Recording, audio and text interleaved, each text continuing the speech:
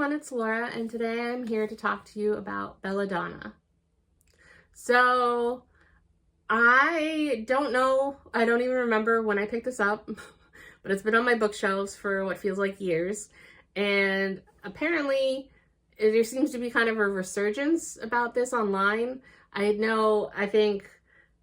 believe this is just a trilogy, and I believe Foxglove is the second and Wisteria is the third. And from what I understand, I haven't even looked it up. I should have looked it up. Wisteria has come out quite recently, but I've seen a lot of people catching up on this online. I believe Mel Reed's was one of them offhand, and then Ruby Trev, someone I just saw read the first book. But I believe there's a few others. I can't remember exactly who. So apparently my procrastination has worked in my favor, because this seems to be quite popular with other people online right now, and if I did like it, then I can finish the series relatively quickly because everything's out and it's not waiting for the next book and then the final book to come out. And so that being said, in case you're not familiar with what this book about, this book follows Signa, and she was orphaned as a baby.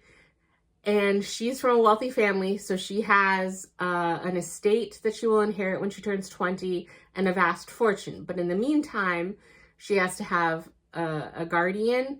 And so she's basically been passed around from relative to relative, because unfortunately, every person that she stayed with before has kind of found an untimely end. And aside from her grandmother, who was the first guardian that took her in, every other person that she's stayed with has treated her poorly in some way. And so the one that she's with at the start of this book is awful, and basically she's only taking care of Signa because of the money that she gets for the allowance she gets for raising Signa, but she takes that money and gambles it away. And meanwhile, she says that Signa is like cursed and like a demon devil child type thing. And so Signa has a hard time finding even enough food to keep her nourished. And so it's just awful. And she doesn't have many friends. All she's basically pinning her hopes on is a book that she has about proper etiquette for a lady that her mom owned. And so she wants to, when she comes of age, make her debut in society, find a husband, go back to her estate, and be a proper member of society, have parties, and not be alone again, and hopefully make her mom proud. And so she has just the barest knowledge of what she's gleaned from that book. So the downside is that she sees spirits. She has, I believe it's called heterochromia, where one eye is blue and one eye is hazel. Other people say it's kind of gold, but she says hazel at other points. And she can see spirits, and she also sees death. So when all her previous guardians come, she's seen death. He's kind of a figure wreathed in shadows. So it's not like she sees him as a person or anything like that. But she's able to see death and spirits. And so she kind of feels personally victimized by death. And I understand that in the complex. Oh, she's also basically kind of immune to death. That might sound like a spoiler, but it's basically, I think it's in the first chapter where you learn about how she fell down the stairs when she was young, broke her neck, and then she was able to get up within a few minutes and be fine. So it's not a spoiler that she seems to be immune to death. So she just knows that she's somehow different and weird, and that death is basically haunting her steps with every guardian. And when the current guardian she has passes away, she's even angrier. And this time she goes and stays with the family of the Hawthorns, and her relative there was her Aunt Lillian, and she passed away about 6 months prior to her arrival. And her uncle Elijah, he has basically been drowning himself in frivolous parties and alcohol. Her cousin Percy is basically trying to wake his father up and make him take care about the family business and come back to himself and be there for his family. And her cousin Bly has started to show symptoms of the illness that took her mother and Lillian, the aunt.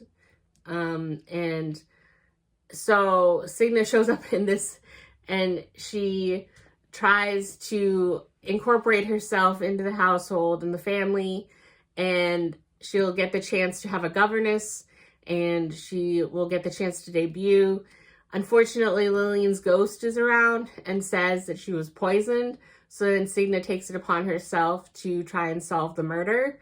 And because she says that, well, if Lillian was murdered or poisoned, then maybe Bly is too, and maybe she can save her cousin. And so she enlists the help of a stable boy on the property, Silas, and she kind of becomes a reluctant ally with Death. And overall, I really like this book. My main problem is that Death and her, their relationship is very odd. And I had a problem with how much their contentious relationship was kind of dragged on at certain points, because Cigna, like I said, she feels almost personally victimized by Death, because Death took her parents, Death took her loving grandmother, Death took a bunch of other guardians that she stayed with, and so she feels like personally attacked by Death.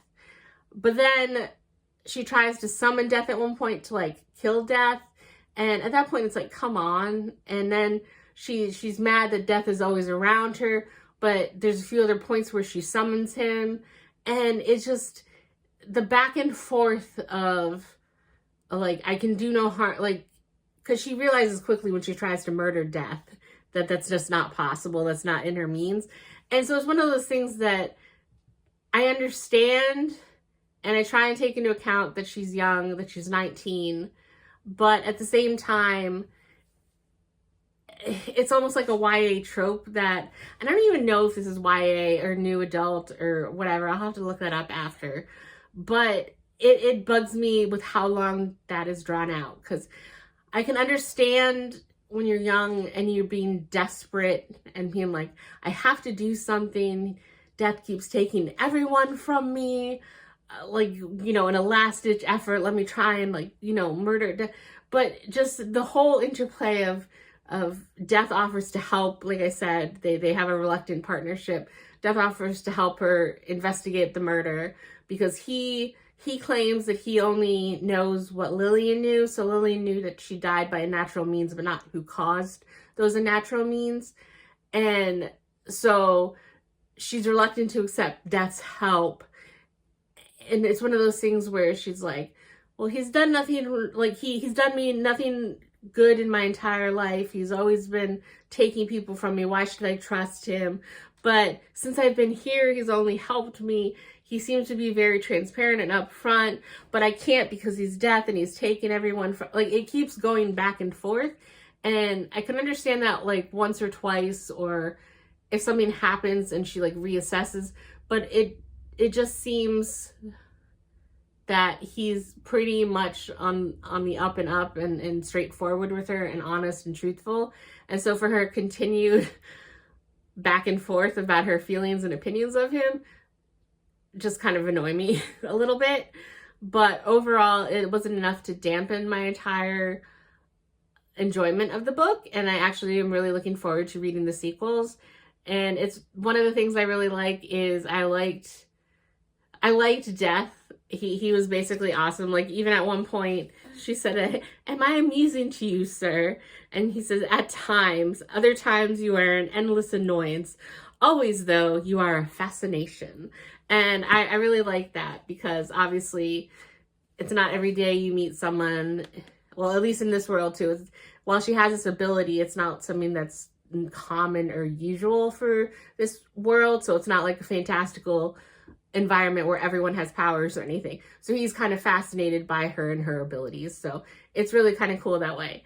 But I really like seeing a lot of different takes on a lot of supernatural phenomenon, whether that's witches or werewolves or vampires and even like death. Because, I mean, most recently with the Netflix show Sandman, I've never read the Neil Gaiman work, but seeing like Dream and Death personified in that show was very interesting. Hades and kind of the underworld in Percy Jackson's series. And even in, it was a short-lived TV show, and there was one movie, I believe, called Dead Like Me. I don't know if anyone's seen it, but it was really funny. It followed a girl who died, and she became a reaper, and so she actually was working on collecting souls for Death. So you didn't even actually meet Death, and she just got her assignments on Post-it notes. But just seeing the different systems and the concepts of Death, I find very interesting and fascinating. And so I liked seeing this take on Death and how it worked, and Death's powers and their means of passing on an afterlife, and the lore that kind of was attached to that in this book, I really enjoyed. So, hey everyone, Future Laura here, just popping in quickly to add something, because I realized while editing the video that I forgot to mention something with regards to Belladonna. So I said how Death and Cigna kind of have an uneasy alliance going on.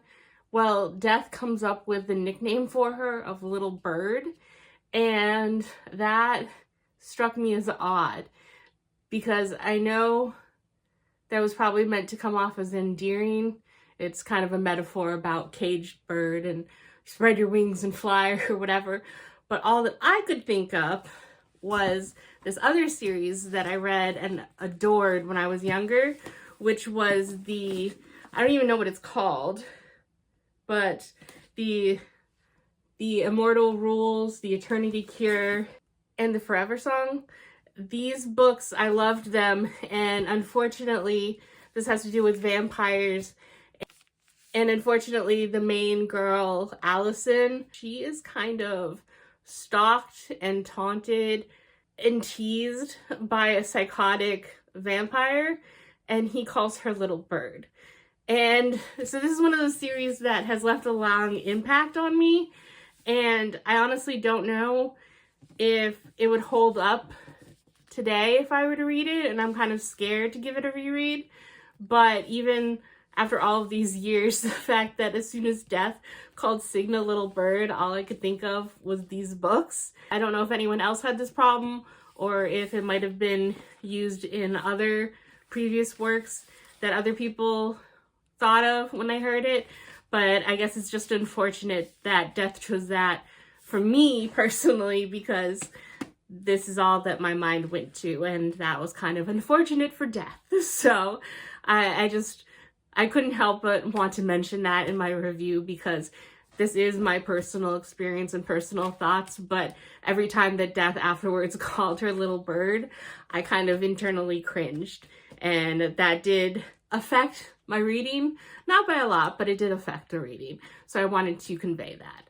So that's all. Back to the original video.